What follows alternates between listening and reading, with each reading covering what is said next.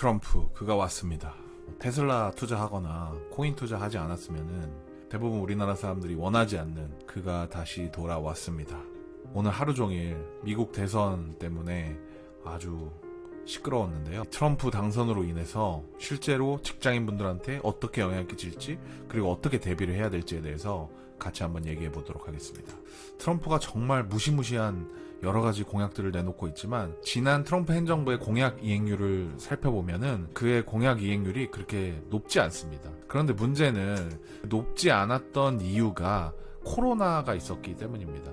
트럼프가 하려고 했었던 여러 가지 공약들이 있었으나 갑작스럽게 코로나가 발생을 하면서 트럼프가 진행하려고 했던 공약들이 무효화되는 것들이 많았습니다. 하지만 코로나 시대는 끝났고 트럼프가 원하는 것들을 할 수 있는 환경이 마련되었을 뿐만 아니라 트럼프는 이미 한 번의 행정부를 지휘해봤기 때문에 준비된 상황에서 자신들의 공약을 거리낌 없이 이행할 가능성이 높아졌습니다. 그의 여러 가지 공약들 중에 우리에게 가장 무서운 것은 관세입니다. 대부분의 나라들한테 수입품에 10에서 20% 관세를 매길 뿐만 아니라 중국산은 60에서 100% 이상까지 관세를 매긴다고 얘기를 했죠.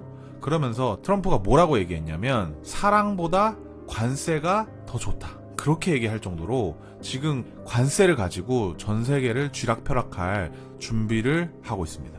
사실 관세는 올라갈 수밖에 없는 상황이긴 했어요. 바이든 정부 때도 중국산 관세율에 대한 인상안을 굉장히 높은 수준으로 가져가려고 하고 있었고, 미국 무역 분쟁은 현재도 진행 중에 있죠. 문제는 트럼프가 당선됨에 따라서 이 속도가 굉장히 빨라지게 될 것이라는 겁니다. 미중 무역 분쟁이 가속화되면 고래 싸움에 새우등 터질 일만 남은 것이죠. 실제로 2018년 트럼프 시대에서도 굉장히 많은 품목들에 관세가 매겨져 있었고, 미국 같은 경우에도 1000개가 넘는 품목에 관세를 매기고, 중국도 마찬가지로 그에 달하는 관세를 매겨서 너 죽고 나 죽자는 태도로 달려들었습니다. 문제는 우리나라는 전체 수출 국가 비중 중에 중국과 미국이 차지하는 비중이 40%가 넘는다는 것입니다. 이렇게 미중 무역 분쟁이 격화가 되면 한국 기업의 비용이 당연히 증가할 수밖에 없는 것이죠. 한국 기업의 비용이 증가하면 어떤 일이 벌어지냐? 직접적으로 기업의 이익이 감소하게 되니까 당연히 직장인들한테는 업무 강도가 증가를 하거나 구조조정이 일어나는 것입니다. 벌써부터 많은 대기업 계열사들이 희망퇴직을 받거나 구조조정을 시작하고 있는 기업들이 많아지고 있죠. 구조조정을 안 한다 손 치더라도 결국에 직장인분들에게 굉장히 많은 업무 강도가 강요가 될 텐데, 과거에는 수직적인 기업 문화가 팽배했기 때문에 까라면 까야 한다는 식으로 경영진이 직원들한테 압박을 넣으면은 직원들이 수용해서 일을 하는 문화가 있었습니다. 하지만 지금은 완전히 다른 세대가 있죠. 현재도 세대 갈등으로 해서 퇴사하는 직원이 굉장히 많은 비율을 차지하고 있는데요. 그래서 많은 기업들이 수평적인 조직 문화를 도입하기 위해서 노력을 하고 있었죠. 하지만 겉으로 보여지는 수평적인 조직 문화를 하는 회사들이 대부분이지 본질적으로 수평적인 조직 문화를 하기가 굉장히 어렵죠. 우리나라는 굉장히 오랜 역사와 전통을 가지고 있는 유교 국가이기 때문입니다. 조직 문화가 뒷받침이 안 되는 나라에서 이런 노사 갈등이 발생을 하게 되면 기업 경쟁력이 적나라하게 노출이 되면서 구성원들을 지휘하기 어려운 상태까지 다다르게 됩니다.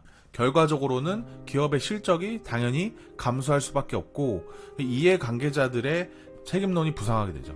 최근에 삼성전자 같은 경우에도 굉장히 큰 이슈가 있었죠. 사과문을 낼 정도로 예상 실적이 감소를 했을 뿐만 아니라 실제적으로 조직 문화에 문제가 있었다는 것이 지적되고 있죠. 사업주들은 생존을 위해서 여러 가지 방법을 강구하겠지만 사업주뿐만이 아니라 직장인들도 고통을 느끼게 되는 것이죠. 안 그래도 고용 불안감이 증가해서 불안한 시점에 이런 거시적인 환경에 불안 요소까지 엎친 데 덮친 격으로 오게 된 것입니다. 지금 직장인들에게 설문조사를 했을 때 평균 40세 정도의 나이가 직장 근무 가능한 나이라고 커트라인을 얘기를 하고 있습니다. 자, 그럼 이런 트럼프 시대에 직장인 어떻게 생존할 수 있을지 한번 얘기를 해봐야 되는데요. 이직을 하기에도 어렵고 회사 안에서 그냥 생존하기에도 쉽지 않은 환경이 돼버렸습니다. 사실 우리나라뿐만 아니라 전 세계적으로 이런 고용 환경의 불안 요소들은 점점 더 많아지고 있는데요. 특히 최근에 미국의 FTC 연방거래위원회에서는 경업금지 조항 제한 규칙이 시행되었습니다. 이 얘기는 뭐냐면 경업금지를 하는 것을 금지하는 것입니다. 그러니까 자기의 본업을 하면서도 부업을 하는 것을 허락을 해줘야 된다라는 얘기입니다. 지금 우리나라에서는 어떻죠?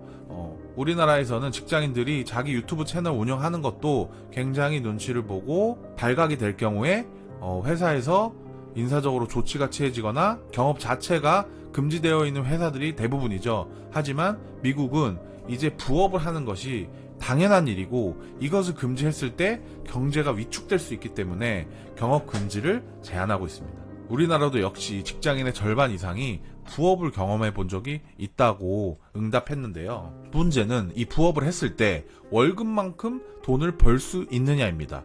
평균적으로 직장인이 버는 연봉이 5,600만 원이라고 하는데요. 실수령액으로 월 400만 원 정도 되는 금액이죠. 직장인이 부업을 통해서 벌고 있는 금액은 50만 원 미만인 경우가 대부분이고 실제로 벌지 못하고 있는 경우가 대부분입니다. 요즘에 새로운 부업에 대한 광고도 굉장히 많고 스마트 스토어라든가 블로그라든가 뭐 여러 가지가 있는데요. 근데 실질적으로 나의 본업과 무관한 그런 부업을 가지고 수익을 창출하는 것이 현실적으로 굉장히 어렵습니다. 하지만 우리가 본업을 통해서 부업으로 확장하는 것은 그거에 비해서 쉬울 뿐만 아니라 본업을 강화시킬 수도 있기 때문에 본업에도 도움이 되는데요. 직장에서 우리가 돈을 버는 것은 회사에 고객을 발굴해서 그 고객의 문제를 해결해 줌으로써 우리가 돈을 벌 수 있는 것입니다. 그렇다면은 우리는 이미 직장인으로서 회사의 고객의 문제를 해결할 수 있는 스킬을 가지고 있는 것이죠. 스킬을 활용해서 나의 고객을 발굴해서 문제를 해결한다면은 본업의 연장선상에서 우리가 수익을 챙겨갈 수 있는 것입니다. 그러기 위해서는 우선 내가 어떤 본업을 통해서 어떤 가치를 생산할 수 있는 사람인지를 알려야 되는데요. 가장 손쉽게 편하게 할 수 있는 것이 링크드인입니다. 현재 직장을 다니고 있는데 링크드인을 안 하고 있다면 지금 당장 링크드인에 가입을 하시길 권해드립니다. 링크드인은 대부분 직장인분들이 활동하는 소셜 공간이기 때문에 이 안에서 직장에 대한 얘기를 하는 것이 굉장히 자연스럽고 나를 직장인으로서 브랜드를 강화하는데 효과적인 수단입니다. 뿐만 아니라 요즘에는 직무별로 커뮤니티 활동을 할 수 있는 여러 가지 모임들이 있는데요. 이 오프라인 모임에서 스터디 활동에 참여를 하거나 내가 가지고 있는 직무적인 스킬이나 경험 노하우를 공유하는 그런 활동을 통해서 나의 직무 스킬을 알리는 활동을 해야지 나의 브랜드가 강화가 될 수가 있습니다. 이렇게 내가 직무에서 경험했던 성취 경험들 알리는 활동을 하게 되면은 그 활동 자체가 고객을 발굴하는 행위가 됩니다.